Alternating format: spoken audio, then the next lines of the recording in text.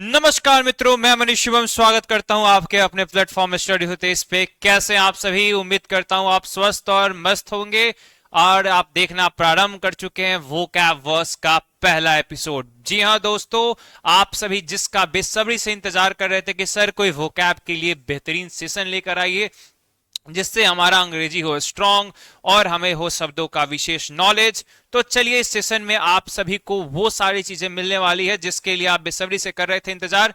तो इंतजार किया आपने, बहुत बहुत धन्यवाद। और जो वो सारे स्टूडेंट्स जुड़ चुके हैं हमारे सेशन से, उन सभी का स्वागत करता हूं तहे दिल से। तो जैसा आप सभी हमारे सेशंस को प्यार दिखाते रहे हैं, तो चलिए सबसे पहला काम कर दीजिए कि सेशन को कर दीजिए शेयर उन सभी मित्रों तक जिन्हें आप इस वोकैबवर्स का नॉलेज देना चाहते हैं, उन्हें उनका भी ज्ञानवर्धन कराना चाहते हैं। Sharing is caring, so do share as much you can. चलिए, तो अब सेशन में हम आगे बढ़ेंगे और जानेंगे कि सर शब्द इंपॉर्टेंट क्यों है, वोकैब इंपॉर्टेंट क्यों है। सबसे पहले देख पा रहे हैं कि स्क्रीन पर आपको बहुत सारे शब्द दिख पा रहे हैं। कंफ्यूजन हो रही होगी कि सर इतने सारे शब्द हैं अंग्रेजी के, कैसे हम एक एक करके समझेंगे। देखिए, ये बहुत ही सिंपल सी बात है कि आपके सामने बहुत सारे शब्द तो दिख रहे हैं, पर अगर इन सभी का अर्थ अगर आप जान जाए तो इससे जुड़ी हुई अर्थों के साथ साथ इसका मतलब, आशय, ये सब कुछ आपको समझ में आने लगेगा। इसका मतलब क्या हुआ, चलिए आसान भाषा में इसे समझते हैं। देखिए, जैसे आपकी भाषा है अंग्रेजी यानी इंग्लिश, या फिर कोई भी भाषा हो, हिंदी हो, फारसी हो, उर्दू हो, तमिल हो, तेलुगु हो, गुजराती हो, मराठी हो, हर भाषा के अपने शब्द होते हैं। ठीक है, हर भाषा की अपनी वर्णमाला होती है, अपनी ग्रामर यानी व्याकरण होती है। बहुत सिंपल सी चीज है, लेकिन जो सबसे प्रमुख चीज सीखनी है आपको, किसी भाषा पे अगर बहुत जल्दी सीखना है तो उसके लिए आपको शब्दों का ज्ञान होना बहुत ही अनिवार्य है।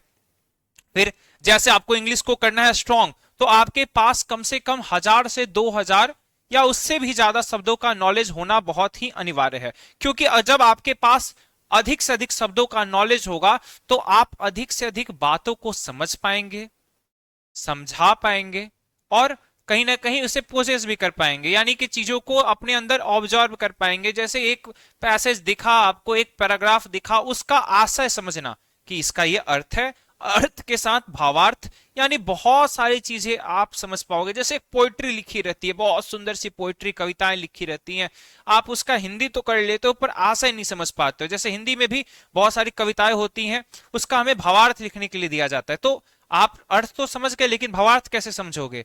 तो जब बहुत सारे शब्दों का नॉलेज होगा तो अर्थ के साथ साथ आप भावार्थ भी समझ पाओगे, क्योंकि हर लैंग्वेज का एक अपना इमोशन होता है और इमोशन को समझने के लिए आपके पास ज्यादा से ज्यादा शब्दों का नॉलेज होना चाहिए। ठीक है, तो चलिए बहुत ज्यादा समय व्यर्थ न करते हुए मुद्दे पर आ जाते हैं।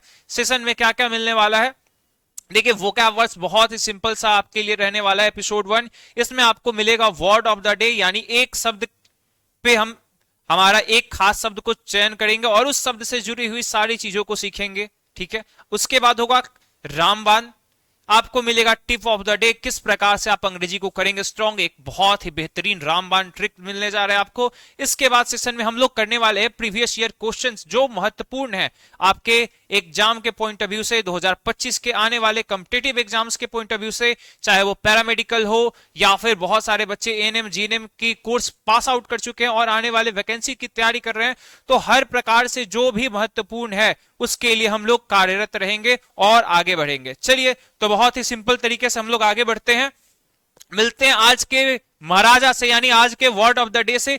आज का जो वर्ड ऑफ द डे है वह आज सिंहासन पे बैठेगा, है ना। तो आज का जो वर्ड ऑफ द डे है वह है स्टार्ट। क्योंकि सेशन को हमने आज पहली बार स्टार्ट किया है तो बनता है ना, आज हमने सेशन को किया है स्टार्ट, तो आज जो हमारा वर्ड ऑफ द डे है वो है स्टार्ट, जिसका अर्थ होता है प्रारंभ करना, शुरुआत करना। तो एपिसोड 1 का शुरुआत हो चुका है, वोकैब वर्ड्स का शुरुआत हो चुका है, तो बिना देरी के हम अब आगे बढ़ते हैं और सीखते हैं इनके से जुड़े सारी नॉलेजेस को। ठीक है, जैसे वर्ड ऑफ द डे में आज आप सीख रहे हो शुरुआत करना, ठीक है, स्टार्ट, जिसका अर्थ आप जानते होगे, बहुत सारे बच्चों को जानकारी नहीं है तो बिल्कुल नोट डाउन करते चलेंगे। देखिए, मैं एक चीज बताना भूल गया कि आप सभी को अगर सेशन में जुड़े हुए हो तो पेन और पेपर लेके बैठ जाओ, क्योंकि आपको अलग अलग शब्दों की बौछार होने वाली है। हिंदी, इंग्लिश, ऐसे बहुत सारे प्यारे शब्द मिलने वाले हैं जिसे आपको नोट डाउन कर लेना चाहिए। जिस शब्द का आपको हिंदी और इंग्लिश नहीं पता है जल्दी से नोट डाउन करेंगे और ज्ञानवर्धन करेंगे अपने शब्दकोश का, ठीक है।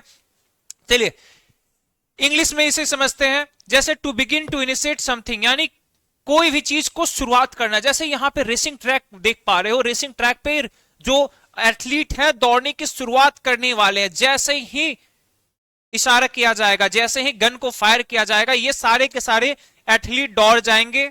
ओलंपिक्स में या फिर बहुत सारी प्रतियोगिताओं में, टूर्नामेंट्स में कभी भी एक सायरन या किसी एक सिग्नल के द्वारा खेल को प्रारंभ किया जाता है, यानी शुरुआत किया जाता है, यानी स्टार्ट किया जाता है। तो रेस को वो लोग स्टार्ट करने वाले हैं, ठीक है।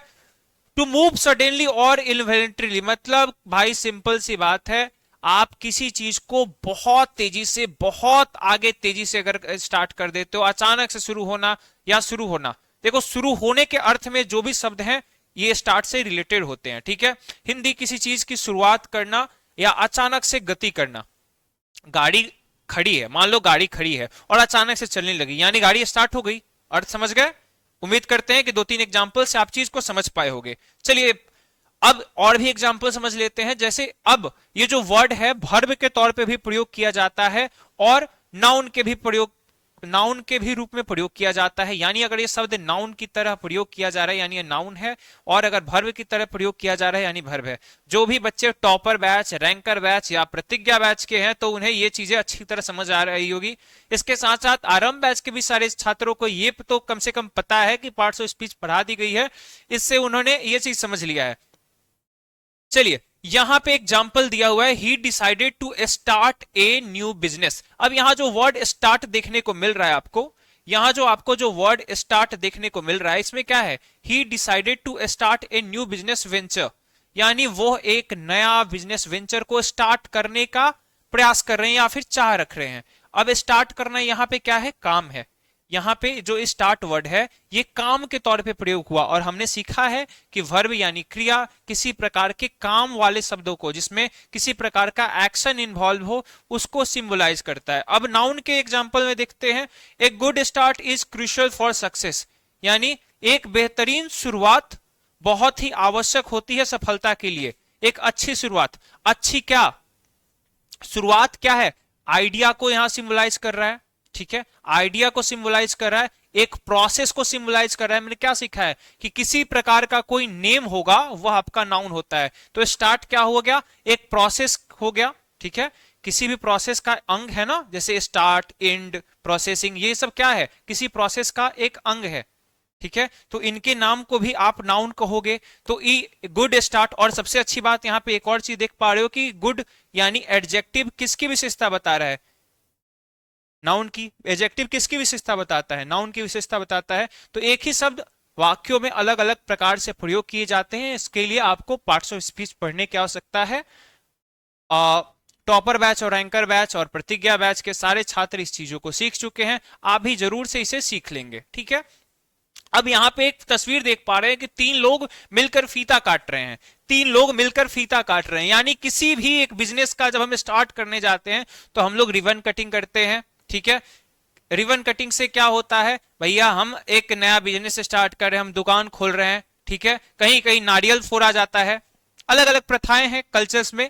तो किसी भी चीज को स्टार्ट वर्ड को अच्छे तरह समझ गए होंगे। अब इनके कुछ एंटोनिम और साइनोनिम ले लीजिए। साइनोनिम क्या होते हैं, वैसे शब्द जो समान अर्थ दे रहे हैं, वैसे शब्द जो समान अर्थ दे रहे हैं वे कहलाते हैं साइनोनिम। साइनोनिम बहुत ही महत्वपूर्ण है। बहुत सारे बच्चों को डर लगता है कि सर साइनोनिम और एंटोनिम एग्जाम में आ जाते हैं तो मुझे कुछ समझ में नहीं आता है, बहुत ज्यादा डर लगता है। तो आज ये डर खत्म हो जाने वाला है, क्योंकि आज मैं आपको एक बहुत ही बेहतरीन ट्रिक देने वाला हूं। चाहे कोई भी कॉम्पिटिटिव एग्जाम हो, आप बहुत आसानी से एंटोनिम साइनोनिम को क्रैक कर लेोगे, ठीक है। तो उसका जो कोड है मैं आज आपको बताने वाला हूं, उसका हैक जो है आज मैं क्लियर हो जाएगा। इसे आप जरूर नोट डाउन कर लेंगे। जैसे यहां साइनोनिम दिया हुआ है, बिगिन, बिगिन का मतलब होता है शुरुआत करना।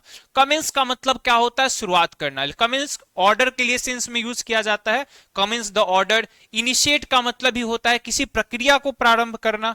लॉन्च का मतलब क्या होता है, किसी प्रोडक्ट को लॉन्च करना, किसी गतिविधि को लॉन्च करना, यानी ठीक है, लॉन्च। इसके बाद एम्बार्क का मतलब होता है आरंभ करना, यानी एक नई एम्बार्क का मतलब होता है एक नई चीज को प्रारंभ करना जो अब तक एग्जिस्ट नहीं करता हो, ठीक है।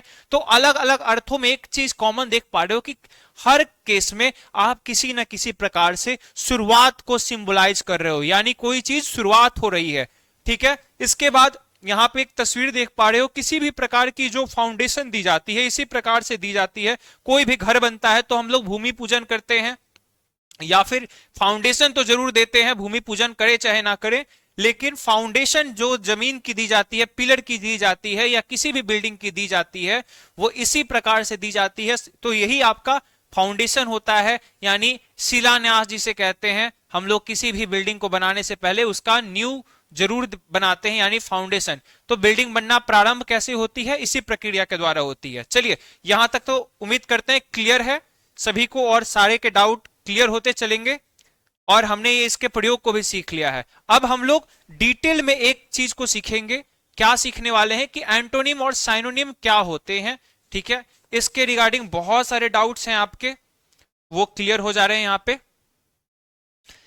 अब एंटोनिम इनके क्या होंगे, विपरीतार्थी शब्द होते हैं, बिल्कुल अपोजिट मीनिंग देने वाले जो शब्द होंगे। जैसे अब कोई चीज शुरुआत हो रही है तो उसका विपरीत क्या होगा, अंत, ठीक है। जैसे end, stop, finish, halt, cease. जैसे सीज फायर आपने सुना होगा कि भाई युद्ध विराम, यानी युद्ध को सीज कर दिया गया, यानी फायर को सीज फायर, यानी फायरिंग जो हो रही थी उसे रोक दिया गया, ये आप जानते होंगे। हाल्ट वर्ड आपने सुना होगा, बहुत सारे स्टेशन के आगे हाल्ट लगा होता है, जैसे हमारे नजदीक में दीघा ब्रिज हाल्ट है। हाल्ट यानी पड़ाव, जहां पे रुकना होता है, ठीक है। तो हाल्ट वर्ड उस सेंस में यूज किया जाता है। फिर फिनिश का मतलब होता है समाप्त करना, स्टॉप का मतलब रोक देना, यानी प्रोसेस कोई चल रहा था उसे आपने समाप्त कर दिया। एंड का मतलब भी समाप्त करना होता है। तो एंड के लिए दो तस्वीर हमें आपको दे रखे हैं ग्राफिक्स के माध्यम से। जब एक रेसर अपने रेस को फिनिश करता है, जैसे स्टार्ट लाइन से उसने रेस को स्टार्ट किया, एक एथलीट ने रेस को स्टार्ट किया और वो फिनिश लाइन तक पहुंचता है, तो हम कहते हैं कि रेस को उसने फिनिश कर दिया है, ठीक है। इस प्रकार का ही कहीं ना कहीं ओवरव्यू होता है। अब द एंड कहां से आता है, तो द एंड आपको देखने को मिलता है आपकी सिनेमा में, यानी सिनेमा के सीन जो होते हैं उसके अंत में आपको द एंड का साइन देखने को मिल जाता है। द एंड का साइन का मतलब होता है सिनेमा समाप्त हो चुकी है। चलिए, सिनेमा समाप्त हो चुकी है, ये आप जान चुके हो। अब एंटोनिम और साइनोनिम जो आपको बहुत परेशान करते हैं, आज इसके लिए एक बहुत ही बेहतरीन रामबाण ट्रिक ले लीजिए। एक बार अगर आप इसे समझ गए तो कोई भी कॉम्पिटिटिव एग्जाम हो, एंटोनिम साइनोनिम आपको डराने वाले नहीं है। किसी प्रकार का डर, किसी प्रकार का क्वेश्चन, किसी प्रकार के कोई डाउट आपको एंटोनिम साइनोनिम से रिलेटेड नहीं रहने वाले हैं। बहुत सिंपल है। साइनोनिम का मतलब क्या होता है, समानार्थी शब्द। मैथ के आप स्टूडेंट हो तो आप समझ पा रहे होगे, यहां पे इक्वल टू का साइन दिया गया। इक्वल टू का साइन का मतलब क्या हुआ कि वैसे शब्द जो एक बराबर के अर्थ दे दें, ठीक है, एक बराबर के अर्थ दे दे, या फिर लगभग जैसे अर्थ भी दे दे। जैसे कॉन्ग्रुएंसी आप जानते होंगे, कॉन्ग्रुएंट, ठीक है। तो लगभग भी अर्थ अगर दे दे तो वो आपके क्या होते हैं, समानार्थी शब्द होते हैं, ठीक है। अब विपरीतार्थी शब्द क्या होते हैं, यानी विपरीत अर्थ देने वाले। जैसे आपने बचपन में पढ़ा होगा ऑपोजिट वर्ड्स, ठीक है। ऑपोजिट वर्ड्स यानी जो शब्द विपरीत अर्थ के प्रदान, यानी हम ये समझ सकते हैं एंटी, क्या समझे। अब एंटोनिम आपको याद नहीं रहता है सर, एंटोनिम का कभी हमने साइनोनिम करके आंसर कर दिया था एग्जाम में, और कभी साइनोनिम का एंटोनिम। तो एंटोनिम को एक वर्ड से, एंटी वर्ड से आप याद रख सकते हो। किस वर्ड से, एंटी। एंटी का मतलब क्या होता है, दुश्मन, ठीक है। एंटी का मतलब क्या होता है, दुश्मन। और साइनो में, साइनो का अर्थ में आप सिमिलर वर्ड है सेम, आप ये याद कर सकते हो। साइनो का मतलब सेम और एंटो का मतलब एंटी। एंटी का मतलब दुश्मन, यानी एंटोनिम और साइनोनिम क्या है भाई, आपस में दुश्मन है। तो जो शब्द एक जैसे अर्थ दे रहे होंगे वो आपस में दोस्त हो गए, यानी सभी के सभी साइनोनिम हो गए। और जो शब्द विपरीत अर्थ दे रहे होंगे वो क्या हो गए, दुश्मन हो गए, यानी एंटोनिम हो गए। बिल्कुल सही जवाब। चलिए कमेंट डाउन कर दीजिए, क्या आप सभी को भी एंटोनिम साइनोनिम से डर लगता है? क्या आपको भी ये परेशान करता है एग्जाम में? क्या आपको भी लगता है कि सर बहुत सारे एग्जाम्स में हमें कितना शब्द याद करे सर, वर्ड तो दुनिया में खत्म होने ही नहीं वाले हैं, इतने सारे शब्द हैं, कितना रट के भी चले जाएं एग्जाम में पता ही नहीं चलता है सर एंटोनिम साइनोनिम कहां से आएगा। चलो आज सीक्रेट रेसिपी बता देता हूं, सीक्रेट ट्रिक बता देता हूं। एग्जाम में क्वेश्चन बनते कहां से हैं, चाहे कोई भी एग्जाम ले लो, एसएससी, रेलवे या कोई गवर्नमेंट का एग्जाम, सीडीएस हो, एनडीए हो, आपका पैरामेडिकल हो या फिर कोई भी एग्जाम हो, उसका सीक्रेट ट्रिक मैं बता देने वाला हूं कि आप एंटोनिम साइनोनिम कैसे क्रैक करने वाले हो। चलो बहुत बेहतरीन तरीके से इसको आगे हम समझेंगे। सबसे पहला क्वेश्चन को हम लोग देखते हैं, इस क्वेश्चन को आप सॉल्व करेंगे, आंसर करिए कमेंट बॉक्स में। ऑलरेडी 2024 का ये पेपर का क्वेश्चन है, पीवाईक्यू क्वेश्चन है, जिसे आप देख पा रहे होगे, this one is not a synonym of other three, यानी इनमें से कौन सा एक शब्द तीसरे का, आपस के तीन शब्दों का साइनोनिम नहीं है, यानी यहां पे ऑड वन आउट कही जा रही है, यहां पे कहीं भी एंटोनिम वर्ड यूज नहीं किया गया है, ये कहा जा रहा है कि इनमें से कौन साइनोनिम नहीं है। ठीक है, यानी बाकी के शब्द आपस में साइनोनिम होंगे, ये तो बहुत अच्छी हिंट दे दी गई। रेस्पेक्ट दिया हुआ है, रिवर्ब दिया हुआ है, रिगार्ड दिया हुआ है, इंडो दिया हुआ है। चलिए जल्द से जल्द आप लोग रिप्लाई कर दीजिए, जल्द से जल्द आप लोग रिप्लाई कर दीजिए, कौन सा शब्द होगा, कौन सा सही शब्द होगा, कौन सा ऑप्शन होगा। ऑलरेडी बहुत सारे पीवाईक्यू क्वेश्चंस आप कर चुके हो, ऑलरेडी बहुत सारे पीवाईक्यू क्वेश्चन कर चुके हो, तो मुझे नहीं लगता कि यहां पे आपको समस्या होने वाली है, आपको किसी प्रकार की कोई समस्या होने वाली है, मुझे तो ऐसा नहीं लगता है। चलिए इसे सॉल्व करते हैं। तो इसका जो आंसर होगा वह होगा इंडो। क्यों होगा, अब ये डिकोड करते हैं डिटेल में। रिगार्ड, रिवर्स, रेस्पेक्ट, इन सभी का जो अर्थ होता है ये कहीं ना कहीं सम्मान देने के सेंस में होता है। ठीक है, सम्मान देना यानी किसी को आदर करना, रेस्पेक्ट देना, उस अर्थ में प्रयोग किया जाता है। पर यह जो आपका शब्द इंडो है, यह किसी को सम्मान या कोई गिफ्ट दे देने में है, यानी किसी चीज को छोड़ देना या किसी चीज को किसी को और को सौंप देना, दे देने, उस अर्थ में प्रयोग किया जाता है। भाई अब कहोगे सर ये सम्मान देना और कोई समान देना एक जैसा साउंड कर रहा है, हाँ कंफ्यूजिंग तो है, तो इसे कंफ्यूजन को कैसे दूर करेंगे, अंतर से। समानता नहीं खोजेंगे, अब इस स्तर पे हमें क्या खोजना है, इनके बीच का अंतर क्या है। किसी को आदर देना, ठीक है, जैसे मैं, हमारे घर कोई मेहमान आते हैं तो उन्हें मैं प्रणाम करूंगा, नमस्ते अंकल, उनको पानी ला के दूंगा, चाय बनेगी, नाश्ता पानी पूछा जाएगा। ठीक है, ये आदर देने का एक तरीका है हमारे कल्चर का, ये बहुत अच्छी कल्चर है। ठीक है, तो ये होता है हमारे कल्चर में। लेकिन अब किसी को सम्मान देना क्या हो गया, इंडो। चलिए एक एक करके डिटेल में, अब कहोगे सर आपने हिंदी नहीं बताया सबका, चलो हिंदी के देख लो भाई। यहां पे आपके सामने दिखने वाले हैं रेस्पेक्ट वर्ड के 5 एंटोनिम और 5 साइनोनिम। अब हम लोग क्या करेंगे, डिकोड करने वाले हैं, यानी हमारे पास ये एक ट्रिक है, इस ट्रिक को आप फॉलो करोगे। आमतौर पे क्वेश्चन में 5 वर्ड दिए रहते हैं, एक वर्ड आपके क्वेश्चन में रहता है, 4 वर्ड आपके ऑप्शन में रहते हैं। तो हम क्या करेंगे, ऐसे कोई भी वर्ड या कोई भी क्वेश्चंस में जो भी वर्ड हैं, प्रत्येक का 5 एंटोनिम और 5 साइनोनिम लिखेंगे। प्रश्न जो बनने वाले हैं आने वाले एग्जाम में यहीं से बनने वाले हैं, यही सीक्रेट है। यानी अगर मैं इसका 5 एंटोनिम 5 साइनोनिम लिखता हूं इन सारे शब्दों का, तो मुझे अच्छे खासे शब्दों का नॉलेज तो हो ही जाएगा, पर अगला जो प्रश्न बनने वाला है यहीं से बनने वाला है। तो ये आपके पीवाईक्यू प्रीवियस ईयर क्वेश्चन में से टिक किया गया है, कौन से साल का, तो 2024 का। 2024 के आपके ये पीवाईक्यू क्वेश्चंस है, बहुत सारे बच्चों ने ऑलरेडी सॉल्व भी कर लिया होगा क्योंकि ऑप्शन तो याद हो गए होंगे। लेकिन एक बात बताओ, क्या क्वेश्चन रिपीट होते हैं, कहोगे कि नहीं सर क्वेश्चन तो रिपीट नहीं होता है, बिल्कुल रिपीट होता है, बट तुम्हें समझ नहीं आता है कि क्वेश्चन रिपीट किस प्रकार से हो रहा है। चलो दिखाता हूं किस प्रकार से क्वेश्चन रिपीट होगा। देखो यहां 5 एंटोनिम 5 सिनोनिम देखने को मिल रहा है रेस्पेक्ट वर्ड का। रेस्पेक्ट वर्ड का है reverence, esteem, honour, regard, admiration. ठीक है, एडमायर करते हैं किसी को तो एडमिरेशन कहते हैं, रिगार्ड मतलब किसी को सम्मान देना, ऑनर भी सम्मान होता है, स्टीम का मतलब आदर, रिवरेंस का मतलब भी श्रद्धा। ठीक है, तो ये सारे शब्द हो गए रेस्पेक्ट के। अब इनके बिल्कुल दुश्मन शब्द कौन है, यानी ये लोग क्या हो गए, रेस्पेक्ट के दोस्त हो गए, रेस्पेक्ट के दोस्त हैं। और ये कौन है भाई, रेस्पेक्ट के दुश्मन हैं। कौन कौन है, डिसरेस्पेक्ट अनादर करना, कंटेम्प्ट करना यानी घृणा करना, शोकौर करना यानी तिरस्कार करना, डिसऑनर करना यानी अपमान, डिस्टेन का मतलब अवहेलना करना। अलग अलग अर्थ है, पर क्या सम्मान का ये एक जैसा अर्थ दे रहा है, नहीं, ये बिल्कुल क्या है भाई, दुश्मन है। पर कमाल बात क्या है, ये आपस में सभी दोस्त हैं, ये सभी एंटोनिम तो हैं, पर क्या ये आपस में दोस्त नहीं है, बता दो, क्या आपस में दोस्त नहीं है, बिल्कुल है। ये भी अनादर करेगा, ये भी घृणा करेगा, ये भी तिरस्कार करेगा, ये भी अपमान करेगा, ये भी अवहेलना करेगा। तो समझ में आने वाली क्या बात है कि एंटोनिम साइनोनिम जो एक खास शब्द के होंगे वो आपस में तो दुश्मनी है, पर आपस में यानी एक दूसरे से सॉरी दुश्मनी तो है, पर आपस में ये लोग दोस्ती रखते हैं। ये चीज हमें सीखने वाली है, ठीक है। और भी शब्दों को देखते हैं, बहुत ही फास्ट फेज में इसे करेंगे क्योंकि बहुत सारे शब्द हैं जो आपको सीखने हैं।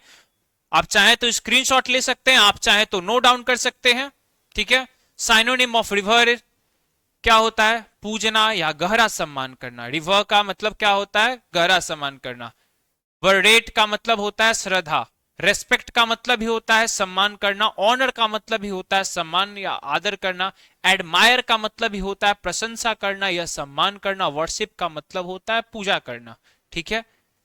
अब इसका बिल्कुल विपरीत क्या होगा, डिसरेस्पेक्ट, डिस्पाइज मतलब तिरस्कार करना, स्कॉर्न, डिसऑनर और डिस्टेन। सेम शब्द है, क्यों सेम इसका एंटोनिम हो रहे हैं, क्योंकि वे सभी क्या थे, ये जो शब्द था आपका, यह आपका इसका ही साइनोनिम होगा, ठीक है।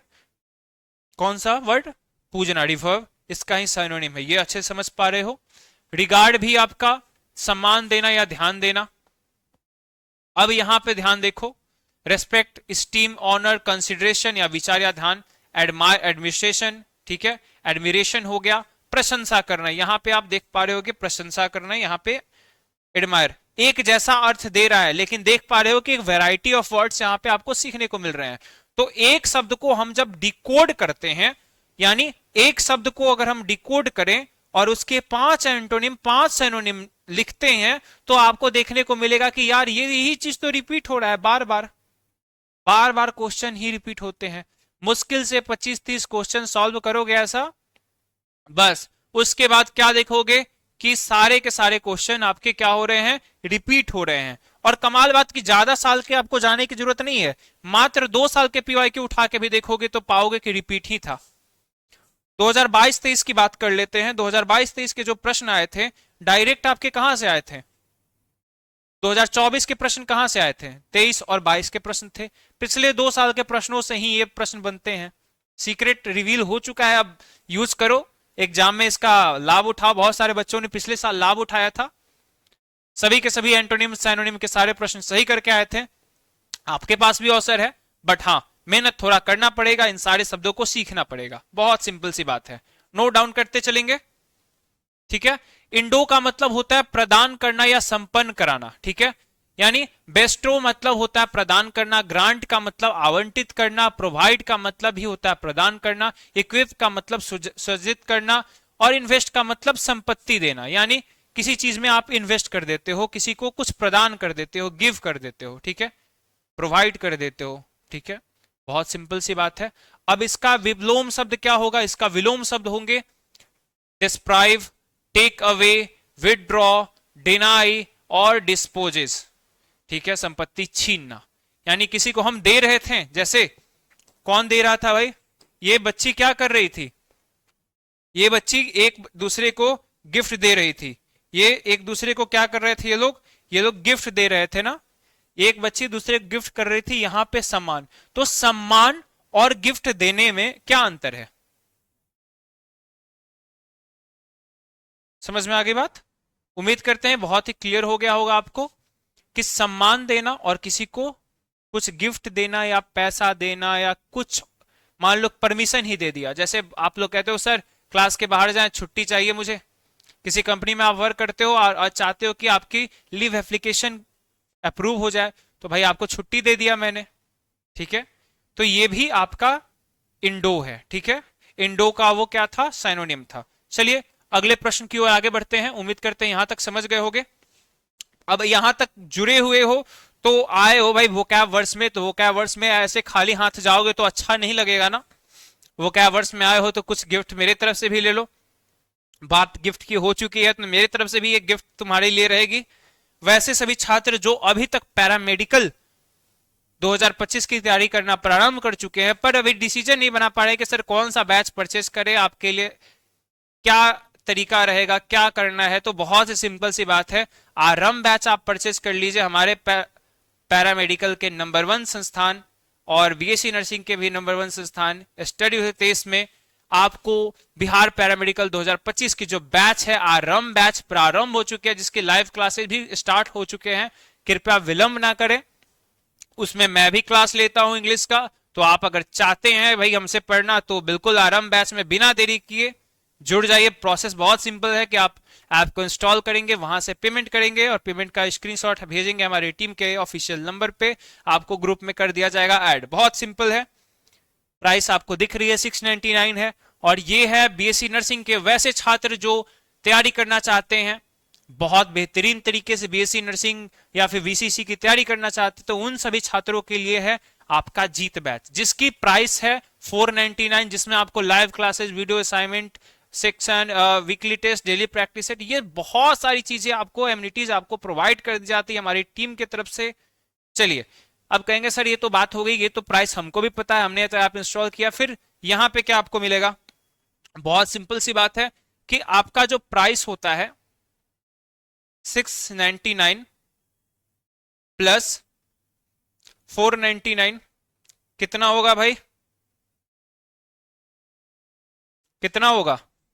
देखिए भाई, मुझे थोड़ी, मेरी मैथ्स कमजोर है, ठीक है, मेरी थोड़ी सी मैथ जो है ना कमजोर है, तो अगर गलती हो जाए हिसाब में तो फिर ये नहीं कहिए कि सर इंग्लिश के टीचर को मैथ नहीं आती है। बिल्कुल भाई, मुझे मैथ बिल्कुल नहीं आती है, सॉरी, क्या कर सकते हैं। इंग्लिश मैं अच्छा पढ़ा सकता हूं पर मैथ का मैं गारंटी नहीं ले सकता, ठीक है। 699 प्लस 499 आपके लिए रहेगा, ठीक है, ये ठीक है, सही है ना?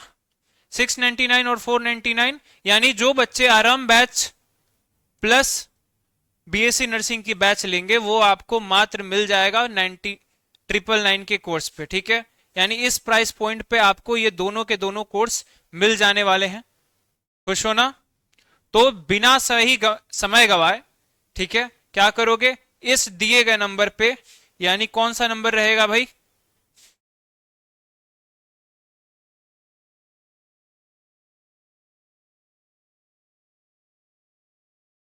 इस नंबर पे आप करेंगे पेमेंट, कितने का? 999 का। और पेमेंट का स्क्रीनशॉट भी आप चाहें तो इस नंबर पर भेज सकते हैं और भेजने के बाद आपको इन दोनों बैचेस का एक्सेस दे दिया जाएगा, ठीक है। इसके लिए करना है कि आपको स्टडी विद दिस प्लेटफॉर्म को, यानी आपके एप्लीकेशन को इंस्टॉल करना है गूगल प्ले स्टोर से, वहां रजिस्टर्ड करना है अपना मोबाइल नंबर, और रजिस्टर्ड मोबाइल नंबर को इस नंबर पर आप जब व्हाट्सएप करोगे तो आपको कोर्स का एक्सेस दे दिया जाएगा। चलिए अब आगे बढ़ते, गिफ्ट की बात हो चुकी है, अब क्वेश्चन नंबर 2 पे आते हैं। Which is the correct meaning of the given word in the following? ठीक है, चिलवड़ी मतलब क्या होता है भाई? ये आपको बहुत ही ज्यादा फंसाया था, एग्जाम में आया था, बहुत सारे बच्चे फंसे थे। यहाँ पे इमेज देखने को मिल रही है हमारी प्यारी इंडियन आर्मी की, जो बहादुरी की भाई मिसाल है। अब बताना ही क्या है, आपको आंसर ऑलरेडी पता है इसका, क्योंकि ये पैसेज का क्वेश्चन था, आपको पता है। ब्रेवरी एंड कॉर्टसी, विक्ट्री, वॉसिप, स्टाइलिश, फिर भी आप सभी जानते हो, फिर भी क्या करोगे? आप कमेंट कर दो इसका सही आंसर क्या है, ताकि आप जान पाओ, आपके मित्र जान पाए कि इसका सही आंसर क्या है। चलिए कमेंट डाउन करिए जल्दी से जल्दी, इस क्वेश्चन का सही आंसर क्या होगा। इसके बाद हम लोग फिर से करेंगे इस प्रश्न को डिकोड, और डिकोड करने का एक बहुत ही सिंपल सा पैटर्न रहेगा, उसको हम लोग फॉलो करेंगे पुनः, ठीक है। यानी एक एक शब्द के 5 एंटोनिम और 5 सिनोनिम हम लोग लिखने वाले हैं। लिखने के बाद सारी चीजें क्लियर होंगी। बिल्कुल भाई हट जाते हैं, बहुत सारे बच्चों को दिख नहीं रहा है, मुझे पता है आप कमेंट करने वाले हो कि सर आप हट जाइए सामने से, इसलिए मैं ऑलरेडी हट चुका हूं। चलिए, उम्मीद करते हैं आपके पास आंसर आ चुका होगा। अब एक एक करके हम लोग डिकोड करते हैं, ठीक है। चिलवरी मतलब क्या होता है? वीरता या शिष्टता। ग्लारेंट्री यानी साहस और शिष्टाचार। ग्लानेटरी अवार्ड दिए जाते हैं सेना में, आपको पता है। कॉर्टसी का मतलब होता है विनम्रता। करेज का मतलब होता है साहस। ऑनर का मतलब सम्मान। और नोबिलिटी का मतलब उदारता। ये सारे के सारे एक नोबल या फिर एक सेल्फ डिसिप्लिन पर्सन की गुण है, जो कि आपको हर एक आर्मी प्रोफेशंस में देखने को मिलेगा। जो आर्म फोर्सेस के प्रोफेशनल्स हैं उनमें देखने को मिलेगा। वीरता और शिष्टता यानी अदम्य साहस के साथ साथ अदम्य कंट्रोल भी, यानी खुद पे रिस्पॉन्सिबिलिटी का भार लेते हुए भी एक बहुत ही शिष्टाचार का भावना, तो ये देखने को मिलती है हमें इंडियन आर्मी में। तो इंडियन आर्मी के लिए जय हिंद जरूर लिखिएगा कमेंट में, अभी कमेंट कर दीजिए जय हिंद। किन्हें किन्हें लगता है कि हमारे जो आर्मी है वे रियल हीरोज है? आप सोशल मीडिया इन्फ्लुएंसर और अलग अलग लोगों को फॉलो करते हो, go and follow our army professionals. उनकी लाइफ देखो, उनकी लाइफ से शिक्षा ग्रहण करो, उनसे इंस्पायर हो, क्योंकि वही आपके रियल हीरो हैं जो आपको इंस्पायर करने वाले हैं। चलिए, अब इसके विपरीत जो शब्द होंगे ये क्या है? रूडनेस, असभ्यता, ठीक है। कावर्डिस, कावर्डिस का मतलब क्या हो गया भाई? जो व्यक्ति थोड़ा कायरता है पूर्वक है, यानी वीरता को शो नहीं करेगा, वो क्या हो जाएगा? एन मौका पे कायरता दिखाएगा, डर लगेगा उसे। डिसरेस्पेक्ट का मतलब हो गया अनादर करना। अब जिसमें शिष्टता नहीं है, जिसमें वीरता नहीं है, वो क्या होगा? वैसा ही सेल्फिशनेस, स्वार्थी होगा। जो वीर होते हैं, परोपकारी होते हैं, दूसरों के लिए अपने प्राण न्यौछावर करने के लिए भी तैयार रहते हैं, जैसे हमारे भारतीय सैनिक, ठीक है।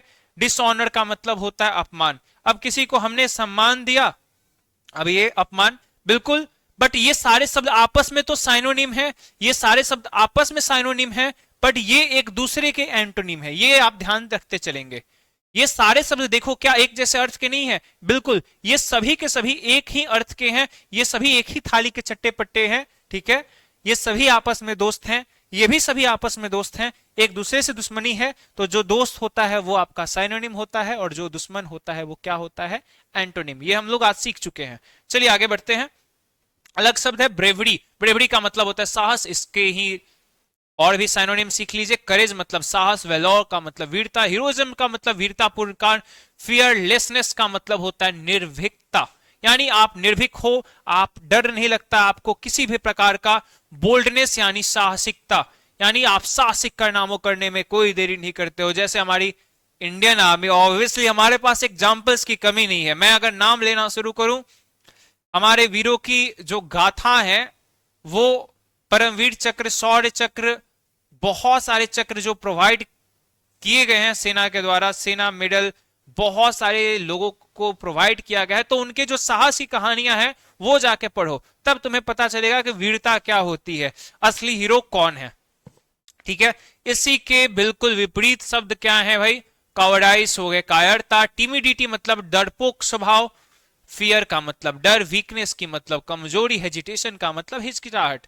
अब यहां पे एक शब्द देखो, बहुत प्यारा एग्जाम्पल दिया गया है। बोल्डनेस का मतलब क्या हुआ? साहसिकता। मैं बोल्ड हूं, मैं बोल्ड हूं, क्या करूंगा? 1000 लोगों की भीड़ के सामने मैं खड़ा होकर कुछ बोल सकता हूं। और मैं भाई हेजिटेशन है मुझे, यानी मैं बोल्ड नहीं हूं, मैं घबराऊंगा, लोगों के सामने बोलने से मुझे थोड़ा डर लगता है।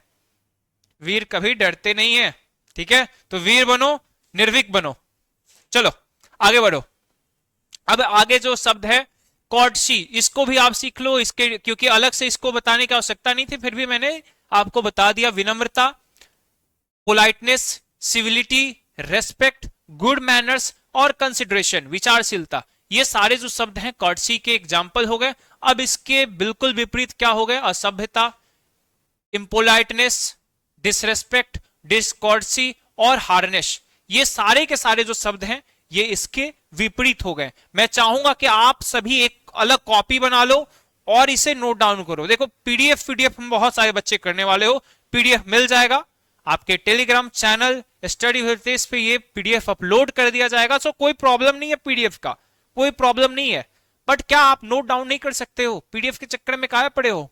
नोट डाउन करो। कॉपी में अगर इसकी प्रैक्टिस करोगे, नोट डाउन करोगे, तभी तुम्हें सीखने को मिलेगा। नहीं तो ऐसे पीडीएफ तो तुम्हारे मोबाइल में भरे होंगे कस के, है ना? कहाँ कहाँ से ग्रुप से जुड़े हुए हो, जहां तहां से तुम्हें पीडीएफ तो बहुत मिल जाते हैं, पर ये पीडीएफ नहीं, ये वो नॉलेज है डायरेक्टली एग्जाम में आने वाले वर्ड्स हैं। मैं लिख के गारंटी दे सकता हूं कि अगर कोई स्टूडेंट हमारे 4-5 एपिसोड अगर होते हैं वोकैबुलरी सेक्शन के, वोकैब के, और 5-6 पूरे क्लास के एक एक वर्ड को याद कर ले और उसका एग्जाम में 100% ना आए, तो फिर बताना मुझे। यहीं से प्रश्न बनने वाले हैं, लिख के ले लो, ठीक है? मेरे से स्टाम्प पेपर पे साइन करवा के ले लो भाई। प्रश्न यहीं से बनने वाले हैं। क्यों बनने वाले हैं? क्योंकि ये प्रीवियस ईयर के क्वेश्चंस हैं और ये हर साल रिपीट होते हैं। बस तुम्हें पहचानने आना चाहिए। विक्ट्री क्या होता है? विक्ट्री जीत, ट्रम्प विजय, कॉन्क्विस्ट, अचीवमेंट, सक्सेस और विन, ये सभी जो शब्द हैं विक्ट्री को सिंबलाइज कर रहे हैं। बिल्कुल इसके विपरीत क्या है? डिफीट हार, लॉस हानि, फेलियर यानी असफलता, सेटबैक यानी पिछड़ना। रेस में जैसे आप पिछड़ जाते हो तो पिछड़ना भी हार जैसा ही ट्रीट किया जाता है ना। ऐसा तो नहीं है कि पिछड़ गए तो उसे जीत मान लिया जाएगा, नहीं। पिछड़ गए तो कहीं ना कहीं आप किसी से पिछड़ रहे हो, यानी आपकी लेसन आगे चल रहे हैं, आप पढ़ाई में पिछड़ रहे हो, तो सेटबैक नहीं होना चाहिए। ओके, चलो। सरेंडर का मतलब होता है आत्मसमर्पण करना, यानी किसी चीज पे आपने हथियार डाल दिया, अब यानी आपने हार मान ली, तो सरेंडर नहीं करना है, विजय को प्राप्त करना है। विजयी भव, यही हमारी उद्देश्य रहेगी ना। एग्जाम में जब बैठने जा रहे हो तो क्या सोचोगे कि चलो यार हार जाएंगे, क्या होगा देखा जाएगा। नहीं भैया, जीत के आएंगे, हर हाल में जीतेंगे, ये तय करना है हमें। आपको हार चाहिए या जीत चाहिए, आपको खुद तय करना है, ठीक है? वर्शिप से रिलेटेड ऑलरेडी हमने वर्ब सीख, रिवर्ब को आपने ऑलरेडी सीख रखा है। एडोर का मतलब ही होता है आराधना करना, वर्नेट का मतलब होता है श्रद्धा करना, ऑनर का मतलब होता है सम्मान देना, और ग्लोरीफाई का मतलब होता है महिमा मंडित करना। अब इसके लिए बहुत ही सिंपल एक टेक्निक यूज करना, तुम हर एक क्वेश्चन के लिए 10-10 भी एंटोनिम साइनोनिम लिख सकते हो। अभी तो मैं 5 लिखवा रहा हूं, गूगल से, गूगल की हेल्प से या फिर अन्य माध्यमों से भी तुम इसके 5 से ज्यादा भी एंटोनिम साइनोनिम लिख सकते हो। ये तुम्हारे प्रैक्टिस की प्रकाष्ठा होगी, जितना प्रैक्टिस करोगे ज्यादा बेहतर होगा। अब इसका एंटोनिम क्या होगा? इसका एंटोनिम होगा ब्लास्फेम, यानी ईश्वर की निंदा करना है, जिसे ईश निंदा भी कहते हैं। डिसरेस्पेक्ट यानी अनादर करना। एस्कॉन का मतलब उपेक्षा करना। डिसऑनर का मतलब अपमान करना। क्रिटिसाइज का मतलब आलोचना करना। कुछ नए शब्द भी जुड़ते जा रहे हैं, कुछ शब्द पुराने वाले ही हैं, क्योंकि यही शब्द बार बार रिपीट होने वाले हैं आपके एग्जाम में भी इसी प्रकार से। चलिए, अब जो अगला शब्द है वो है स्टाइलिश। स्टाइलिश का मतलब क्या होता है भाई? स्टाइल से रिलेटेड, ठीक है, जो फैशनेबल लगे। चीक यानी चीक का अर्थ चीक ही दिया हुआ है। चीक का मतलब यहाँ के क्या होता है ये समझ लीजिए। कोई भी नई जो ट्रेंडी, एक कहते हैं ना, जो ट्रेंड आ रहा है, ये कपड़ों का ट्रेंड है, वो कपड़ों का ट्रेंड है, तो वो ट्रेंडी चीजों को आप चिक कह सकते हो। एलिगेंट का मतलब कोई चीज शानदार हो, बेहतरीन दिखने में लग रही है, ठीक है। ट्रेंडी का मतलब प्रवृत्तिवादी, यानी अब भी जस्ट जो चीज चलन में है, ट्रेंडी जैसे वर्ड यूज करते हो। सोफेस्टिकेटेड का मतलब होता है उन्नत या फिर कला संपन्न। सोफेस्टिकेटेड का मतलब होता है जिसमें बहुत ही कलात्मकता की वृद्धि हो, यानी जैसे डिजाइनर कपड़े होते हैं तो उनको सोफेस्टिकेटेड कहते हैं, ठीक है। इसको उच्चारण किस प्रकार करेंगे? तोड़ के करेंगे, सोफेस्टिकेटेड। सोफेस्टिकेटेड, हाँ, बहुत सारे बच्चों के लिए उच्चारण थोड़ा मुश्किल है, पर प्रयास करेंगे तो हो पाएगा। सोफेस्टिकेटेड, सोफेस्टिकेटेड, 3 तो बार में तोड़ेंगे। सोफेस्टिकेटेड, बहुत आसानी से आप इसका उच्चारण कर पाएंगे, ठीक है। अब इसका विपरीत क्या होगा? बहुत सारी चीज फैशनेबल है भैया, बहुत लोग फैशनेबल लोग होते हैं, अपन तो ना है ना। इसके विपरीत क्या है? अनफैशनेबल यानी अप्रचलित, जो प्रचलन से बाहर है। डॉडी बेतरतीब यानी अजीब तरह का कपड़ा, भाई कैसे भी पहन लिया, कोई ढंग नहीं है, ठीक है, ढंग ही नहीं है भाई, फैशन की सेंस ही नहीं है, वो वाली बात हो गई। अनकटेम्प्ट यानी वही बेतरतीब यानी अजीब तरीके का। टैकली यानी असभ्य। अब अजीब कपड़े के साथ साथ असभ्यता वाली भी बात कर लें, कुछ चीज होती है असभ्य लगती हैं, ठीक है। आधा पैंट पहने आधा नहीं पहने हैं, पैंट नीचे है, आस्तीन अजीब तरीके से पहने हैं, तो बहुत सारे अजीब अजीब लोग अजीब तरह के कपड़े पहनते हैं, बस उसका ही है। प्लेन का मतलब सादा। अब सादा भी भैया अनफैशनेबल के कैटेगरी में आ जाता है। जैसे कोई भी कपड़ा है बहुत ही प्लेन, एकदम कोई खास डिजाइन नहीं, एकदम प्लेन कपड़ा है, तो वो भी अनफैशनेबल ही कैटेगरी में चला जाता है। ठीक है, अपन तो बाहरी हैं इस लाइन से, चलिए फैशन में अपन ना हो पाएगा। ठीक है, शायद ये स्लाइड दो बार रिपीट हो गई है, ओके कोई बात नहीं है, आगे बढ़ते हैं।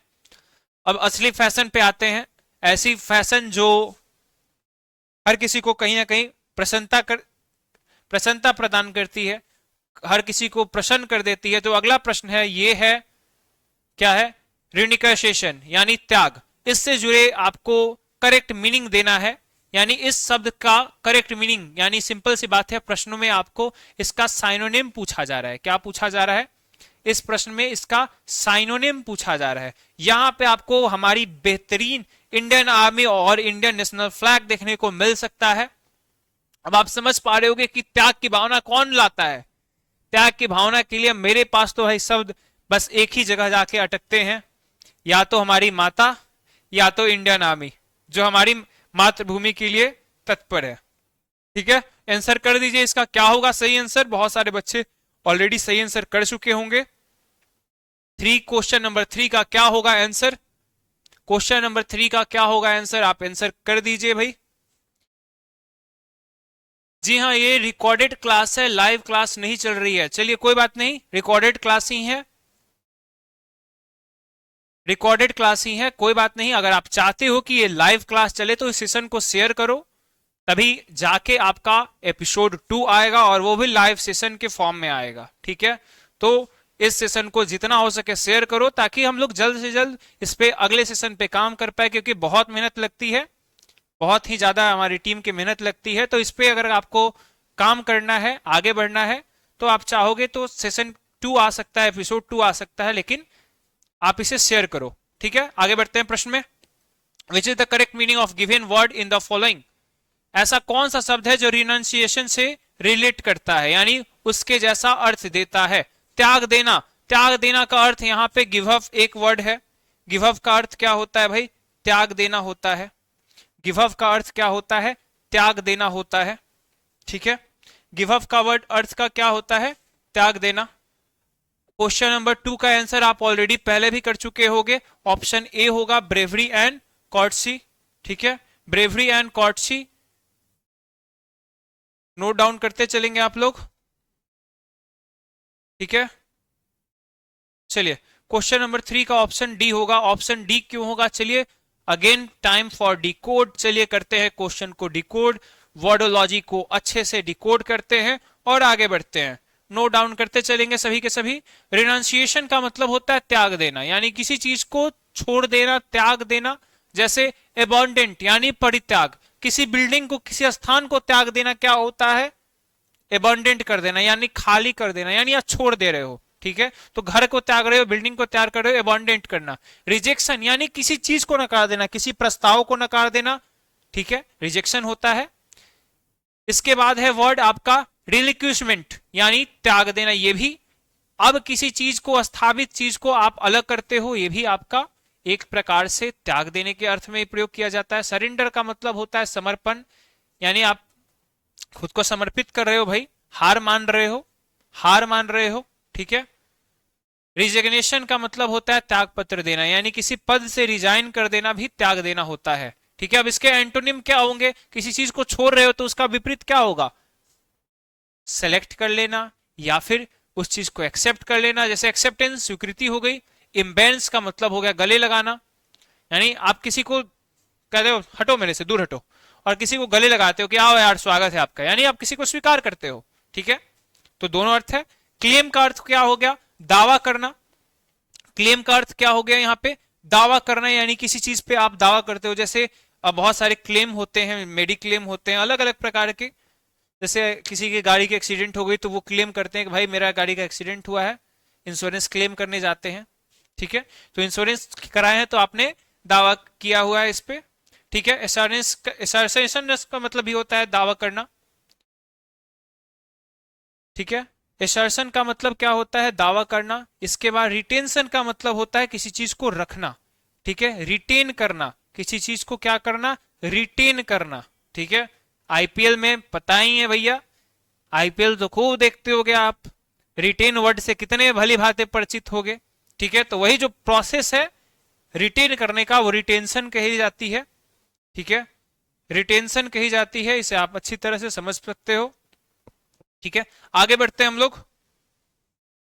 इसके बाद है प्रिपरेशन। अगला जो शब्द है प्रिपरेशन यानी तैयारी करना। रेडीनेस का मतलब क्या हो गया भाई, तैयारी, हम तैयार हैं, बिल्कुल तैयार हैं। कितना तैयार हैं? एग्जाम के लिए क्या तैयार हो? नहीं सर, हम प्रिपरेशन कर रहे हैं, एग्जाम की प्रिपरेशन कर रहे हैं, बहुत अच्छी बात है। अरेंजमेंट करना यानी किसी चीज की तैयारी करते हो, अरेंजमेंट करते हो ना। प्लानिंग करना यानी किसी चीज के लिए योजना बनाना। सेटअप यानी सेटअप कर रहे हो, यानी कैसे प्लान कर रहे हैं हम लोग, कहाँ जाना है सेटअप कर रहे हैं। यानी आपके घर भोज भंडार होने वाला है तो कहाँ कौन बैठेगा, इसका आप बैठ के क्या कर रहे हो, प्लानिंग कर रहे हो। ठीक है, साज सज्जा, यहाँ कुर्सियां लगेंगी, यहाँ टेबल लगेंगे, यहाँ मिठाई चलेगा, यहाँ हमारे प्यारे रसगुल्लों के लिए कहाँ पे रसगुल्ले खिलाए जाएंगे, ये सब भी तो डिसाइड करना होता है ना। आ गए ना रसगुल्ले की बात, चलो कोई बात नहीं, रसगुल्ला खा लेना सब। ऑर्गेनाइजेशन यानी संगठन। अब ऑर्गेनाइज यहां वर्ड यूज होना चाहिए, ऑर्गेनाइजेशन वर्ड नहीं होना चाहिए। ठीक है, यहाँ पे गलत वर्ड हो गया, यहाँ पे जो वर्ड होना चाहिए वो होना चाहिए ऑर्गेनाइज। ठीक है, बट ऑर्गेनाइजेशन भी उससे मिलता जुलता शब्द है, चल जाएगा साइनोनिम में, बट यहाँ एक्यूरेट जो वर्ड होगा ऑर्गेनाइज होगा। ठीक है, आप नोट डाउन कर लेंगे, जो एक्यूरेट वर्ड होगा ऑर्गेनाइज होगा। ठीक है, ऑर्गेनाइज का मतलब किसी चीज की व्यवस्था करना। ठीक है, किसी चीज की व्यवस्था करना, नोट डाउन करते चलेंगे। अब इसका बिल्कुल विपरीत, अब नेग्लेक्ट कर देना। भाई तैयारी थी, हम हमारे घर में ही भोज था और हम क्या कर गए, हम जाके सो गए, देखा जाएगा सुबह। ठीक है, अब भोज है आपके घर और आप ही सो गए तो क्या होगा, प्रॉब्लम होगी। क्या होगी? डिसऑर्गेनाइजेशन यानी अव्यवस्था। और कुर्सी लाए ही नहीं है और मेहमान आके बैठ, अब आ गए हैं मेहमान तो आ गए, कुर्सी का अंदाजा ही नहीं था कि कितना कहाँ लगाना है। अब रास्ता ब्लॉक हो गया, कुर्सी है भाई आने जाने के रास्ते पे, अब मेहमान को हटाए कैसे, तो ये क्या होती है, होती है ना अव्यवस्था। ठीक है, क्या हो गई, अव्यवस्था फैल गई, अव्यवस्था फैल गई। अब जो अगला वर्ड है ये है अनप्रिपेयर्डनेस। ठीक है, जैसे आप कोई चीज अप्रस्तुतिता, मतलब कोई चीज प्रिपेयर करके बैठे हो। ठीक है, अब उसमें आप किसी प्रकार से प्रिपरेशन है भी नहीं भी, आप असमंजस की स्थिति में हो, तो उसको कहते हैं कि भाई मेरा स्लाइड था, जैसे मुझे एक क्लास कराना था तो मैंने क्लास को क्या किया, प्रिपेयर किया। ठीक है, क्या किया, प्रिपेयर किया। ठीक है, तो ये बहुत ही ज्यादा महत्वपूर्ण है। चलिए कमेंट डाउन कर दीजिए, क्या आप इन सभी शब्दों से भली भांति पहले से परिचित थे? कमेंट कर दीजिए, क्या ये सारे शब्द आपको पहले से आते थे? आते थे तो बहुत अच्छी बात है। ठीक है, अगला जो वो शब्द है वो है अनप्रीपेयर्डनेस। ठीक है, इसे इस प्रकार से उच्चारण करेंगे अन, ठीक है, यानी अनप्रीपेयर्डनेस। ठीक है, 3 सिलेबल का है। सिलेबल किसको पता है भाई, हमारे टॉपर और एंकर बैच के बच्चे बताएंगे, टॉपर और एंकर बैच के बच्चे बताएंगे कि क्या होता है सिलेबल। ठीक है, 3 सिलेबल के वर्ड हो गए ना।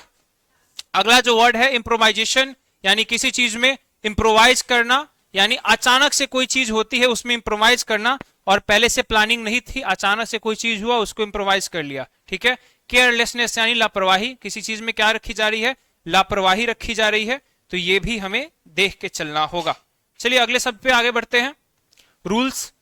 रूल्स क्या होते हैं, नियम, यानी किसी प्रकार की नियमावली बना के रखी गई है कि क्या काम कैसे होगा, किस प्रकार से क्या चीजें घटनाएं किस प्रकार घटेंगी, इन सभी के रिगार्डिंग रूल्स बनाए जाते हैं, यानी नियम बनाए जाते हैं। तो रूल से रिलेटेड जो साइनोनिम होंगे वो होंगे रेगुलेशंस यानी विनियमन, गाइडलाइन यानी निर्देश, लॉ का मतलब कानून, प्रिंसिपल का मतलब सिद्धांत, और स्टैंडर्ड्स का मतलब मानक।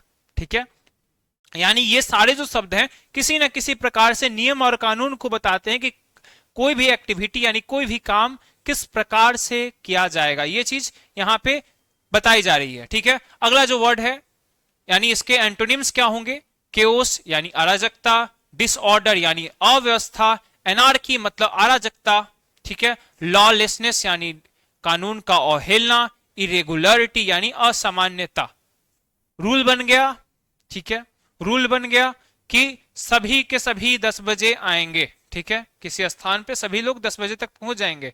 और कुछ लोग क्या कर रहे हैं कि हम 10 बज के 5 मिनट में आ रहे हैं, कोई लोग 10 बज के 10 मिनट पे। जैसे बहुत सारे बच्चे, आप लोग भी सेशन को ज्वाइन करते हो, टाइम पता है कि क्लास कितने बजे प्रारंभ होने वाली है, ठीक है, और क्या करते हो आप लोग, क्या करते हो आप लोग, लेट आ जाते हो। पर हाँ, आरंभ बैच के भाई बच्चे बहुत टाइम के हैं, बहुत अच्छे से टाइम पे जुड़ जाते हैं, ये अच्छी बात है। आरंभ बैच के बच्चों के लिए शाउट आउट बनता है, बहुत ही ज्यादा अच्छे से टाइम पे आते हैं, ठीक है, बिल्कुल। और आरंभ बैच के बच्चे सबसे सुबह भी जागने वाले हैं, ठीक है, तो कोई समस्या नहीं होने वाली उन्हें। चलिए रिग्रेट को समझते हैं। रिग्रेट का मतलब होता है पश्चाताप, यानी कोई घटना घटी और वो आपको बाद में रियलाइज हुआ कि ऐसा नहीं होना चाहिए था, आपको रियलाइज होता है कि ऐसा घटना नहीं घटना चाहिए था और इस बात का आपको दुख है, तो उससे रिलेटेड ये वर्ड होंगे।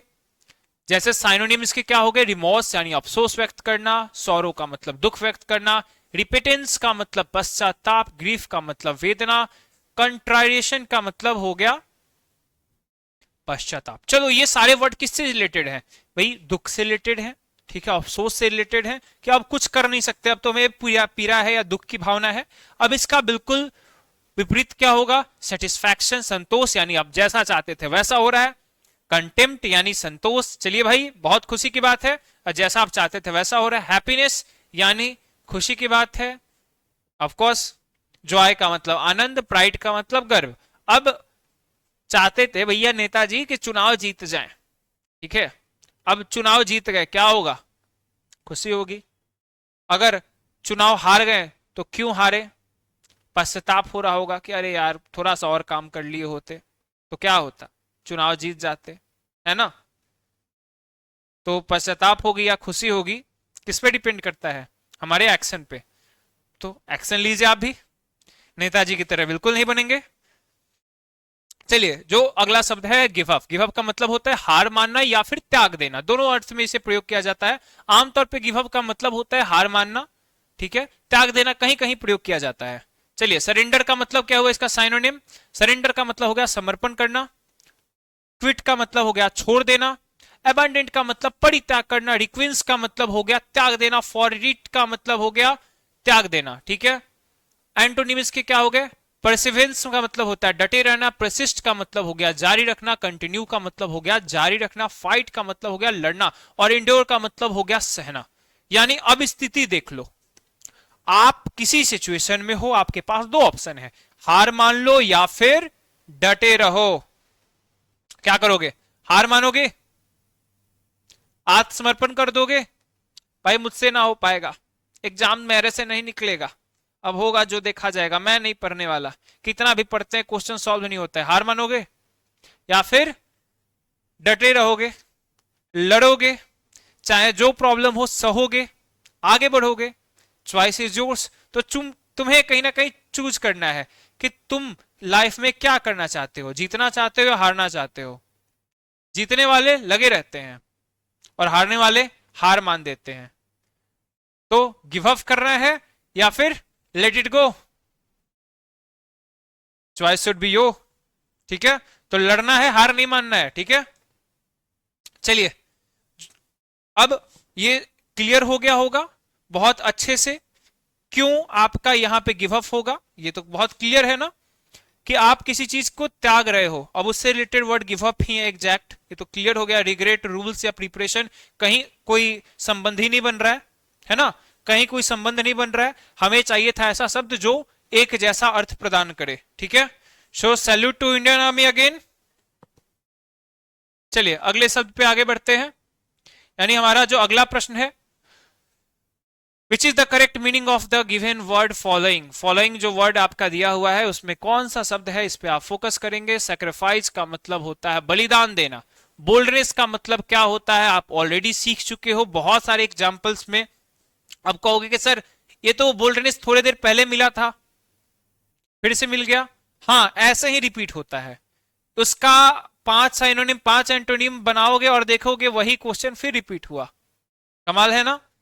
हाँ, तो इस प्रकार से देखोगे बार बार रिपीट एक ही वर्ड हो रहा है, तो तुम्हें लग रहा होगा कि सर क्या एग्जाम में भी ऐसा ही होगा? बिल्कुल एग्जाम में ऐसा ही होगा। यानी आप एंटोनिम और साइनोनिम के 5-5 वर्ड के कम से कम अगर प्रैक्टिस करके जाते हो पीवाई के क्वेश्चंस से, ऐसे ही डिकोड करके, तो डियर स्टूडेंट आप 100% श्योर रहो आपके एक भी क्वेश्चन छूटने नहीं वाले हैं। ठीक है, चलो यहां सेक्रीफाइस के लिए मैंने जो इमेज चूज किया है ये अमर जवान ज्योति की है। अमर जवान ज्योति सेक्रीफाइस और सेना के जवानों के सुप्रीम बलिदान को सिंबलाइज करता है। अखंड ज्योति जो हमेशा जलती रहती है और सिंबलाइज करती है उनके पराक्रम को और उनके अमर बलिदान को। ठीक है, चलिए यहां पे आपके पास 4 ऑप्शन है, बोल्डनेस, विजडम, ऑफरिंग और सेफ्टी। कौन सा शब्द बिल्कुल एक्यूरेट है? सॉरी, तो यहां पे जो शब्द है ऑफरिंग, ये इससे रिलेटेड होगा। क्यों होगा? क्योंकि बलिदान करना और ऑफर करना यानी कुछ देना एक ही अर्थ में जा रहा है। बलिदान करना और ऑफर करना एक ही अर्थ में जा रहा है ना। प्राण को निछावर करना या किसी चीज को देना, सेक्रीफाइस करना, जो आपके पास है उसके मोह त्याग करके किसी और को दे देना, यही सेक्रीफाइस की भावना होती है, यानी ये त्याग की भावना होती है। तो ऑफरिंग का मतलब ही क्या होता है? किसी चीज को ऑफर करना, यानी मेरे पास कुछ सामान था, मैंने किसी और को ऑफर कर दिया। ठीक है, मैं पानी पी रहा था और मैंने किसी और को दे दिया कि भाई आप भी पी लो, तो ये ऑफर करना हो गया ना। प्यास मुझे भी लगी थी, मैंने पानी किसी और को दे दिया, ये सेक्रीफाइस है। ठीक है, तो एक ही जैसा अर्थ है ना। चलो फिर से डिकोड करते हैं एक एक करके सभी को। सेक्रीफाइस का मतलब क्या होता है? बलिदान। ऑफर का मतलब प्रस्ताव भी होता है, और ऑफर का मतलब किसी चीज को किसी को दे देना भी होता है। जैसे हम लोग देवताओं पे या फिर मंदिरों में फूल चढ़ाते हैं, तो उसको क्या कहते हैं? We offer flowers and sweets to our god in the temples. ठीक है, यानी हम भगवान को मंदिरों में जाते हैं तो वहां क्या चढ़ाते हैं? फूल चढ़ाते हैं, मेवा मिष्ठान चढ़ाते हैं, तो ऑफर करते हैं। ठीक है, सेल्फनेस का मतलब होता है निस्वार्थता, यानी खुद की भावना को छोड़ के दूसरे की भावना को देखना। मार्टीडम, शहीदी, यानी शहीदी की भावना क्या होती है? भाई जान जाएगा तो जाएगा, प्राण का हमको चिंता नहीं है, लेकिन हम आगे बढ़ेंगे और किसी और की रक्षा करेंगे। अपना जान देना ये बड़ी बात नहीं है, दूसरे के लिए जान देना बहुत बड़ी बात है। ठीक है, अब ये वर्ड यहां पे फिर से आ चुका है, रिनाउंसिएशन। ऑलरेडी आप फर्स्ट वर्ड में देखा था, अब कहोगे सर ये फिर से रिपीट हो गया। बिल्कुल ऐसा ही रिपीट होने को देखने को मिलेगा आपको। सेल्फिशनेस क्या हो गया? स्वार्थ। ठीक है, इंडोजेंस का मतलब क्या हो गया? आलस्य। ग्रीड का मतलब लालच। होर्डिंग का मतलब संग्रह, और गेन का मतलब लाभ। अब कहोगे कि लाभ कमा रहे हैं, भाई लाभ कमा रहे हैं यानी अपना लाभ देख रहे हैं, दूसरे का फायदा नहीं देख रहे हैं। ठीक है, लाभ कमाना यानी अपना फायदा देखना, और सेक्रीफाइस का मतलब दूसरे का फायदा देखना, मुझे अपने फायदे से कोई मतलब नहीं है। ठीक है, अब यहां पे एक वर्ड है, अब आलस्य कहोगे कि सर ये आलस्य कैसे आ गया? आलस्य इसमें कैसे कोई अर्थ बनाएगा? सेक्रीफाइस, बलिदान, आलस्य से कैसे बिल्कुल विपरीत है। आलस्य का मतलब क्या होता है? कि एक्शन नहीं लेना। ठीक है, किसी प्रकार का एक्शन नहीं लेना, ये आलस्य है। ठीक है, ये क्या है? ये आपका आलस्य है। ओके, तो आलसी जब इंसान बनता है तो क्या करता है? एक्शन नहीं लेता है, अपने लिए भी नहीं लेगा और दूसरों के लिए भी एक्शन नहीं लेगा। और जो दूसरों के लिए एक्शन लेता है वो क्या है? सेक्रीफाइस करने वाले व्यक्ति होते हैं। ठीक है, दूसरों के लिए त्याग करते हैं। ठीक है, होर्डिंग का मतलब संग्रह करना, भैया जो है सब हमारा हो जाए, सारा सारा समस्त धन हमारे पास आ जाए। ठीक है, संग्रह करना। ठीक है, उस सेंस में इसे यूज किया जा रहा है। ठीक है, तो जो शब्द है ना उसका एक अर्थ नहीं होता है, ये मत कर लेना कि भैया यही अर्थ है, उसका यूज अलग अलग प्रकार से होता है। और सेंटेंस में जब तुम इसे यूज करोगे तब पाओगे कि हाँ, लेकिन इनिशियल पे आपको कुछ ना कुछ अर्थ तो जानना पड़ेगा, और सेंटेंस में अलग अलग यूज को भी आपको देखना पड़ेगा। ठीक है, क्योंकि एक शब्द के भी अलग अलग प्रयोग हो सकते हैं। चलो, बोल्डनेस, साहसिकता ऑलरेडी जानते हो, इनमें से सारे शब्दों को तुम जानते हो। ठीक है, बोल्डनेस क्या होता है? साहसी होना, जैसे करेज को दिखाना, साहस को दिखाना, ब्रेवरी को दिखाना है। फियरलेसनेस, निर्भीकता, ऑडियसिटी, धैर्य को दिखाना। डेयरिंग यानी साहसिकता को दिखाना।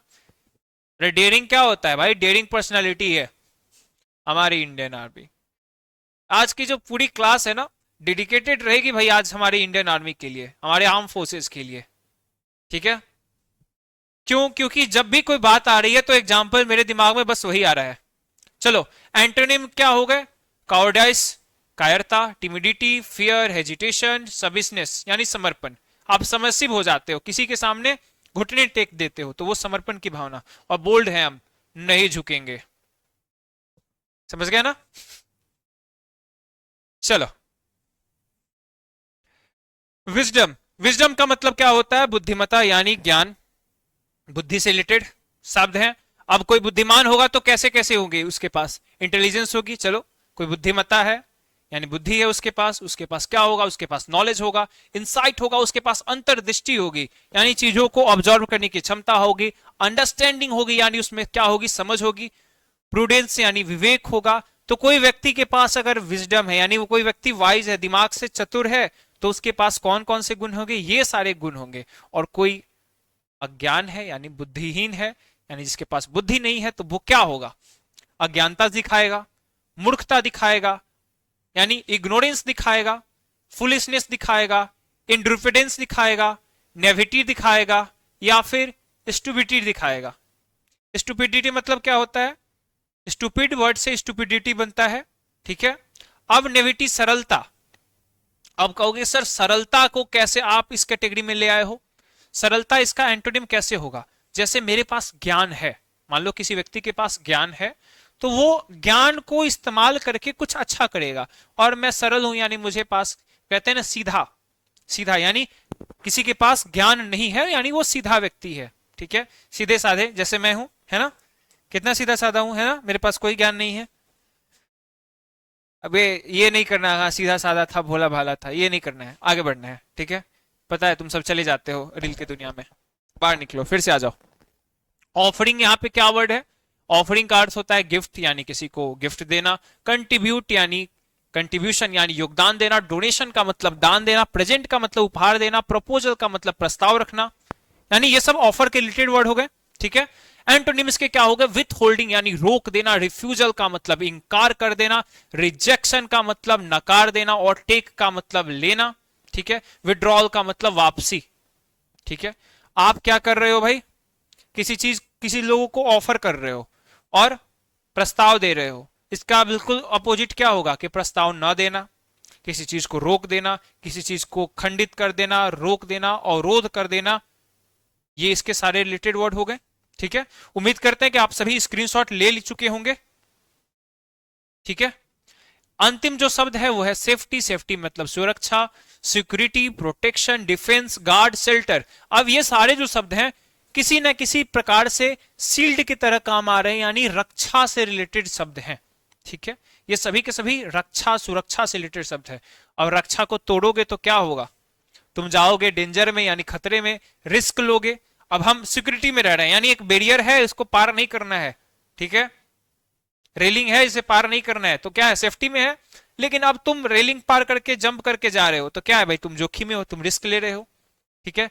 हैजार्ड्स का मतलब होता है संकट, पेरिल का मतलब आपत्ति, इनसिक्योरिटी का मतलब असुरक्षा। तो ये सारे शब्द, बहुत सारे शब्द आपको आज मिल चुके हैं, बहुत सारे शब्द मिल चुके हैं। मैं चाहूंगा उस स्टूडेंट से मिलना भाई जिसने अभी तक सारे के सारे शब्द नोट डाउन कर लिए हैं। और अगर आपने नोट डाउन सारे शब्द कर लिए हैं तो बता देना कि आज आपने कितने नए शब्द सीखे, कितने सारे शब्द सीखे। कृपया कमेंट जरूर बता दीजिएगा ताकि मुझे पता चले कि हाँ यहां पे बहुत सारे समझदार बच्चे हैं, ठीक है। मेरे पास कैसे बच्चे हैं भाई? बहुत ज्यादा समझदार बच्चे हैं, इनके पास बुद्धि भी है यानी इंटेलिजेंस है, नॉलेज है, इंसाइट है, अंडरस्टैंडिंग है, और प्रूडेंस भी है ना? है ना आपके पास? नहीं है? रखिए, बहुत इंपॉर्टेंट कहना है ये, ठीक है। तो अंत में क्या चाहेंगे आपसे हम? अंत में हम चाहेंगे कि अगर आप चाहते हो कि एपिसोड 2 आए, वो क्या वर्ष का एपिसोड 2 आए, तो इसके लिए सबसे पहला करना है काम कि आपको आपको हर इस प्रकार से इसे कर देना है शेयर। कहां पे शेयर करोगे? कहां पे शेयर करोगे इसे? हर प्रकार के जितने भी सोशल मीडिया प्लेटफॉर्म्स है उस पे आप शेयर कर दो ताकि आपके सारे मित्रों तक पहुंच जाए। और हमारे ऑफिशियल जो भी हैंडल्स है उस पे आप जरूर टैग करना ना भूलें ताकि मुझे भी पता चले, हमारी टीम को भी पता चले कि हाँ भाई आपने बहुत अच्छा काम किया है, ठीक है। तो शेयर करना है। दूसरा काम, जितने सारे अभी क्लास में जुड़े हो, इस सेशन में जुड़े हो, कृपया सेशन को लाइक कर दो, ठीक है। सेशन को लाइक कर दो, बिल्कुल पैसा नहीं लगता है। और वैसे सभी छात्र जो पहली बार चैनल पर आए हो, भाई एपिसोड 2 चाहिए ना, एपिसोड 2 चाहिए तो चैनल को तो सब्सक्राइब करना पड़ेगा और बेल आइकन जरूर दबा दीजिएगा ताकि आने वाले जितने सारे सेशंस हैं उसकी आपको नोटिफिकेशन मिलती रहे। चलो अब दो काम करने हैं। पहला कि पीडीएफ के लिए आप लोग ये पीडीएफ करने वाले हो तो भाई पीडीएफ के लिए नॉक करने की जरूरत नहीं है। पीडीएफ आपको दो स्थानों पे मिलेंगे, मैं दोनों स्थान क्लियर कर देता हूं। पहला स्थान क्या है, हमारा ऑफिशियल वेबसाइट studyvithhitesh.com पे आप जाएंगे, ठीक है, studyvithhitesh.com पे जाएंगे और जो पहला वेबसाइट देखने को मिलेगा यहाँ पे मेकिंग टॉपर्स पे आप टैप करोगे। इस प्रकार से यहाँ टैप करोगे, टैप करने के बाद बहुत सारे ऑप्शंस देखने को मिलते हैं। यहाँ पे स्लाइड अप करोगे, सॉरी स्लाइड डाउन करके, और यहाँ पे आपको एक पीडीएफ लाइब्रेरी का ऑप्शन दिखता है। पीडीएफ लाइब्रेरी में जाओगे, ठीक है, पीडीएफ लाइब्रेरी में जाके यहां से आप चाहोगे तो एक्सेस कर सकते हो, या फिर इस वीडियो के डिस्क्रिप्शन में हमारी ऑफिशियल टेलीग्राम चैनल का भी लिंक है, उसमें भी आप जुड़ सकते हो। वहां पे भी आपको डायरेक्टली ये पीडीएफ अपलोड कर दिया जाएगा। उम्मीद करता हूं कि आपको ये सेशन अच्छा लगा होगा। चलिए उम्मीद कर क्या करते हैं भाई, अच्छा लगा है तभी तो यहां तक बने हुए हो, ऐसे तो नहीं कि हाँ सेशन अच्छा नहीं लगा है और जुड़े हुए हो, है ना। अच्छा लगा है ना तो कमेंट कर दो। आपके कोई भी डाउट है, कोई भी क्वेश्चन है, या फिर चाहते हो कुछ और नए सजेशंस वोकैब से रिलेटेड, आने वाले सेशंस में हम लोग one word substitutions, common error वाले वर्ड्स जैसे स्पेलिंग मिस्टेक, इस प्रकार के भी क्यूजेस के बहुत सारे प्रैक्टिस करने वाले हैं, तो बहुत बेहतरीन होने वाले हैं अपकमिंग सेशंस। अब ये डिपेंड करता है कि आप अपना प्यार दुलार कितना देते हो इस सेशन को, तभी वोकैब वर्ड्स का दूसरा एपिसोड आएगा। तो that's all for the session, that's all for the episode. मिलते हैं अगले एपिसोड में, तब तक के लिए पूरी स्टडी विद टेस्ट टीम की तरफ से मैं मनीष शिवम आपसे विदा लेता हूं। धन्यवाद।